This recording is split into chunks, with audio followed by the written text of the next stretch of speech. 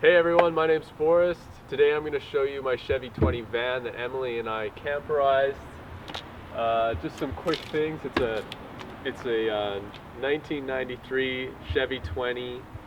So it's an older van and we've done some mechanic work on it and a whole bunch of work since we bought it. I'll give you a quick tour of the inside first. One of the first things we did was we painted the roof white. It was black when we bought it, and it was really hot inside. It conducts a lot of sun energy and just heated it up. So we painted it white, and then we also resealed this whole, it's kind of like a drain rail, and we sealed it all with silicone because there was a drip coming through, because it's a really old seal, and there was a drip coming through the back. So we had to do that, and then we painted it, and some of the paint's come off, as you can see. So it's nice. It kind of opens up like a little side thing here. One thing that I've done is put a little solar shower up here at night, and then by the time we get up, some sun has already shone on it a little bit, and we can drape a little tarp over here for some privacy and have a little solar shower. We tie-dyed these curtains ourselves. We've left the OG oak and siding. We left this thing in. I don't think we were really using it, but maybe we'll figure something out for that. I guess you'll meet the resident cat. This is Ronnie. He wants out, so maybe I'll put him on his leash a little bit so he doesn't get out. We get Ronnie to go outside and run around, get rid of some of his energy, and just he actually really enjoys van life, which is kind of funny. Like he loves like looking around, and I think he likes the small space too, actually. So that's kind of nice, having a cat like that. When I was converting this van, I was really thinking, what does a house have? Because I want to make this as livable as possible. And kind of what amenities can I make in this van? And the one thing that we don't have, as far as I can tell, besides, a bathroom, really, is a kitchen. But we do have some pretty neat food storage systems set up. So this is kind of our snack foods, a lot of fruits, some nuts, some chips kind of things, rice crackers, peanut butter, honey, that kind of sort of thing. We got our water system with just one of these big jugs, 5-gallon jugs, and a pump, so just hand pumps like that. And then we got this 12-volt cooler, and it's not on right now because it retains temperature pretty good. But when it's on, there's just a little fan going, and then it's a thermoelectric system in here. And this is a MobiCool. I have another video kind of outlining this thing more, but we just kind of store, neither of us are meat eaters, so the food doesn't have to be like chilled all the time or chilled a lot. These are some nice local apples my grandpa picked and gave us. Condiments on this side, fruits and veggies here, some vitamins, some omegas. So yeah, this is running to a little external plug that I installed behind the guitar here. A nice little guitar, a little travel size guitar. That's kind of our kitchen. And then how we cook is we stop often, and we stop at picnic tables and things, or just set up wherever, and we have a stove in the back that I'll show you. So, and then I thought, electricity and lighting and all these kind of things are really necessary in a house, so let's set up a system here. And I think the battery's dead. We've been using the battery a lot. So I also set up this thing here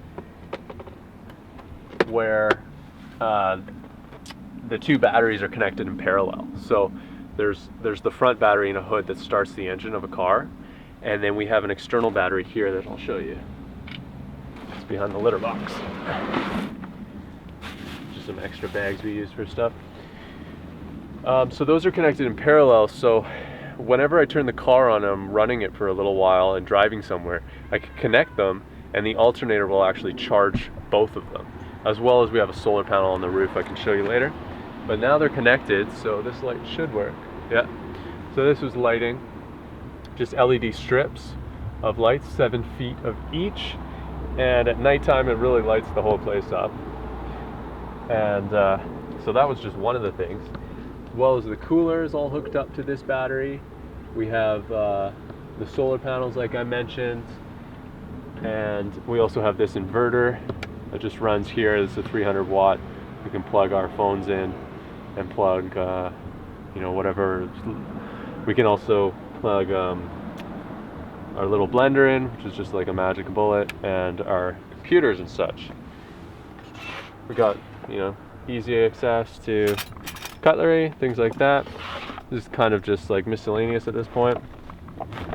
This is all our electronics that aren't really used on a daily basis, but are necessary to get at some time. I'll show you our kitchen setup. Beyond what I've already showed you, this is how we get at our bins. So this is, you know, our cooking supplies and things. We've actually got to take this out. Not super convenient, but with the amount of space we have, this is kind of what we thought of as a system. You know, we've got all our amenities, or like all our necessities here.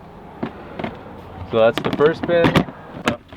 Second bin is all dried food, and we've decided to go with a system of just like Ziploc bags, just because then we can get them like airtight and layer them on top of each other. So it's kind of like, you know, grains, seeds and nuts, and then some like baking supplies, popcorn, whatever.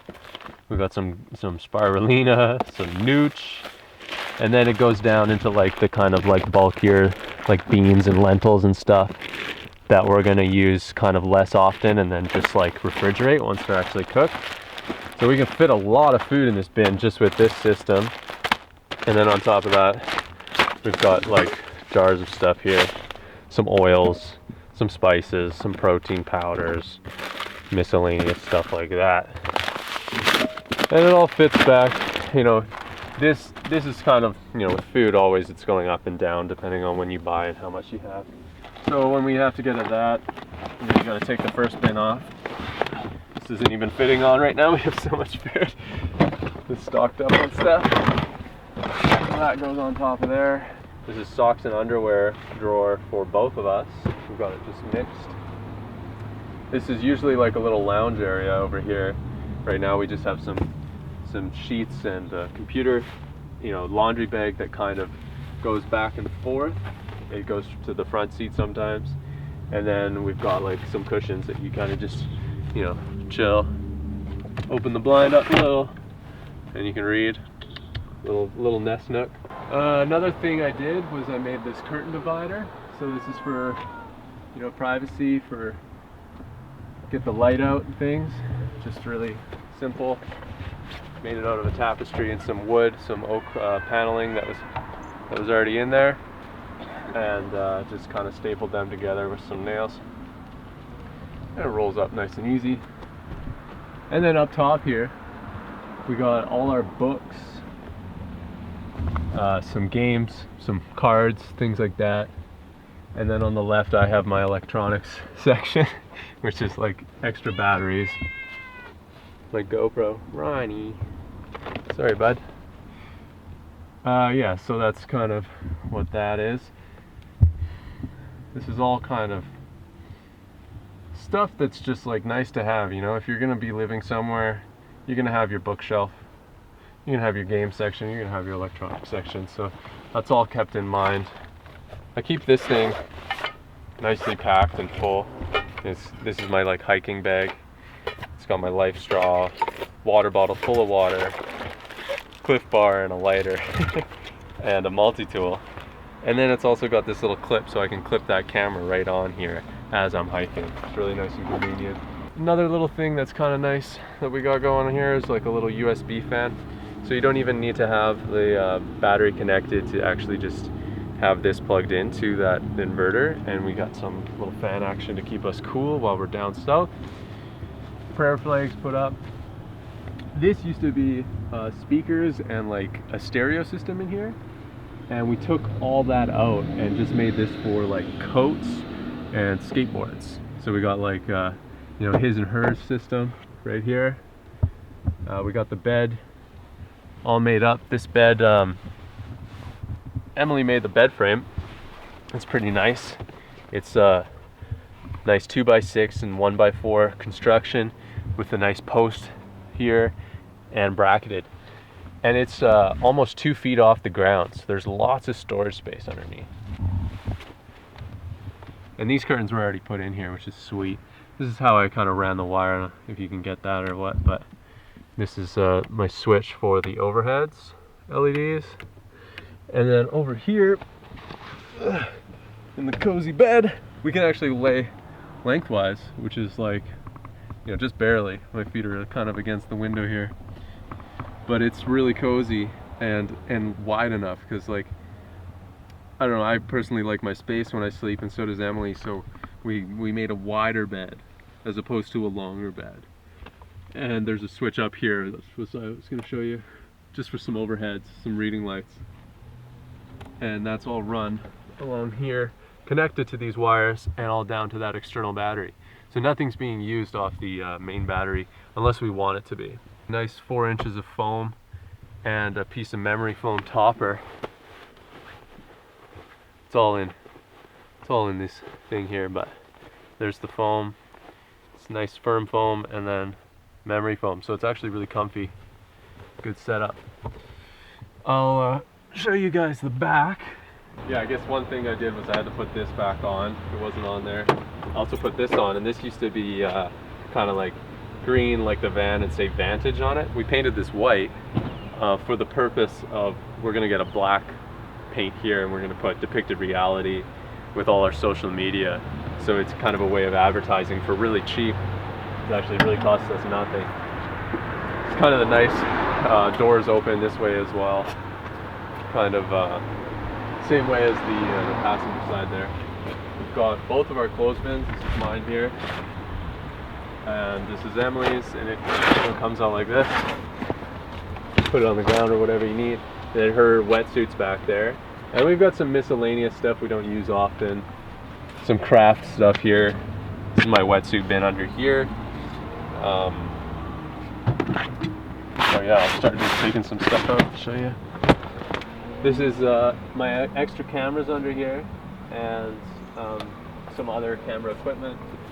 This is just a miscellaneous bag for me, full of goodies that I need to dig in every once in a while.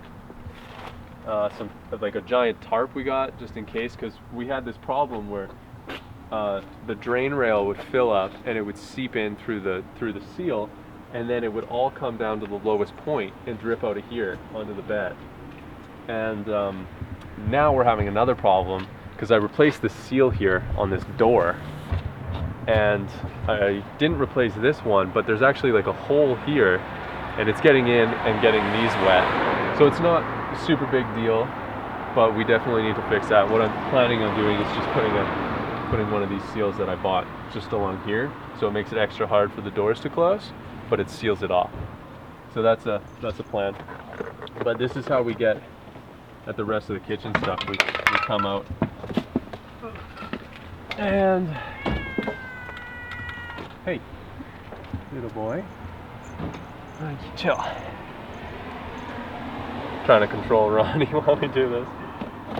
This is like dish towels and things and scrubbies, and this is kind of our dish bin. So we bring this out when we need to do dishes. Extremely functional toolbox. I'll give that a tour in a sec. But then we have our propane cans and our stove. You can see that. And then beside there we have our yoga mats and like car jacks and things that we need to get at if anything goes wrong. A lot of, you know, this is like a gasket repair kit, and I've got all the bolts for that as well. So if our gasket blows on our head, I can change that, fix that. There's like, I'm not gonna pull it out, but there's a big bag of just like oils and things for the car that, you know, at least a little bit of oil. It's a really old engine, so you got to keep that topped up. With an old car like this, I found it extremely important within like the first couple weeks of owning it to really get a good toolbox going. So I've kind of got a little bit of LED strip lights left. I got some solder. These are kind of nuts and bolts and nails and things. This was my electrical setup box right here, but I've used it all just recently, so kind of replace as you go. Little screwdrivers, you know, these are all bolts. These are all big kind of machine bolts that actually go into an alternator bracket that I fixed on the van. These are just extra ones now. Clamps. And then I thought, like, I don't want to carry like power tools around because they take up so much space. So I specifically got these drill bits that have the hexagon butt end, and they plug into a screwdriver. So you can drill by hand if you need to. And then I got, you know, soldering gun, glues, wire, all these kind of really necessary things. So this is extremely handy. And then I've also got a socket set that I just recently got, so that I can take apart pretty much the whole engine just with that socket set and a couple of these wrenches. And it all kind of fits back, because there's a lot of stuff in there. Ooh, broke it. Let's maybe cut that out. It usually fits all in here, but there is a lot of stuff in here. And if everything doesn't go back in place, it doesn't fit right, so there's kind of a very specific way everything's got to go. It's just kind of not the greatest because there's no wiggle room, right, for that kind of stuff.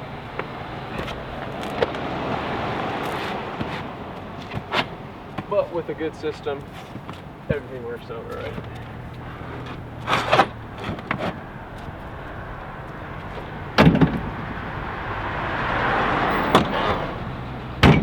These roof racks were already installed, these metal ones, and I just added onto them with some brackets and 2x4s and made them long enough to put the surfboards and the solar panel. Just got a 40-watt solar panel on top. There's not too much to see up here. We've got a sticker on the steering wheel that says "Where are we?" because I figured that was kind of fitting. You know, don't always know where you are. This is a little mount I have for the GoPro, so we got a decent little dash mount. Haven't done too much up here really. I ran some wires through this case for the alternator switch. This is the alternator switch here. You saw it earlier. I don't know. So that's off and that's on. So this is disconnects the batteries, connects the batteries, and then I'll show you the hood here. It's a big 5.7 liter engine, which is actually massive, and definitely not underpowered for a rig this size. This is one repair that I did. Was I had to take this whole belt or this whole fan thing off, fan protector, and replace the alternator bracket. So it's where the alternator sits on. And when we bought this van, it was cracked. It ended up being kind of a bigger repair than I thought it would be. We've also had to we've had problems with the radiator because there was a heater back there in the back. It was kind of like a rear heater inside the van to keep you warm or whatever, and we took it out, but as we did that, it cracked, and it was actually connected all the way to the radiator. So, you know, we had to collect all the radiator fluid that was coming out, and then what I did was I actually cut the pipes that run underneath the van, and then I connected those with an L joint. So that was kind of a big problem as well. These are Why isn't he wearing any shoes? No shoes in van life. So these are the wires. You can see I've actually just ran these along.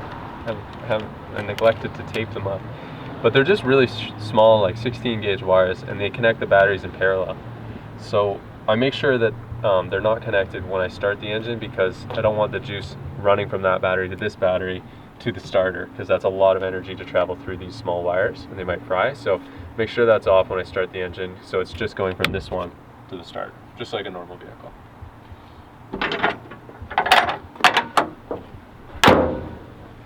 So yeah, that's the Chevy 20 van. We call it the Love Boat, and it got its name kind of accidentally. Emily just kind of wrote that on the back of the van. It was called Evergreen before that, and now we just can't really stop calling it the Love Boat because it's written right on there. Gotta repaint the roof. You know, there's always little things you can do. But thanks for watching, guys, and check out Emily's tour of the van if it's up yet. I don't know which way I'm releasing these, but Emily's also doing a tour of the van in her way, and we'll kind of see how it differs from my tour. So thanks, guys.